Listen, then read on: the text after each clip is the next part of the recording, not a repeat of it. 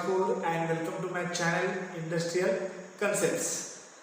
So सबसे पहले I am very sorry कि मैं साइट पे बहुत बिजी था. I am stuck in Pune since 2 weeks, so I have not uploaded any videos on these industrial concepts. So आज थोड़ा मुझे फ्री टाइम मिला है, तो इसीलिए आज मैंने एक टॉपिक के बारे में डिस्कस करने वाले हैं. वो है पर्सनल प्रोटेक्टिव इक्विपमेंट. इसको हिंदी में बोलते हैं व्यक्तिगत सुरक्षा उपकरण.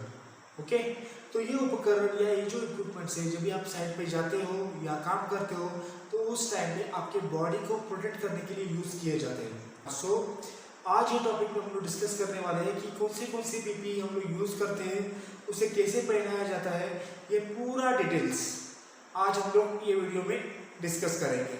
क्लियर? तो ये वीडियो को लास्ट तक देखिए, आपके दोस्तों को शेयर कीजिए और सबसे इम्पोर्टेंट है ये चैनल को आप सब्सक्राइब करना मत भूलिएगा. तो चलो स्टार्ट करते हैं.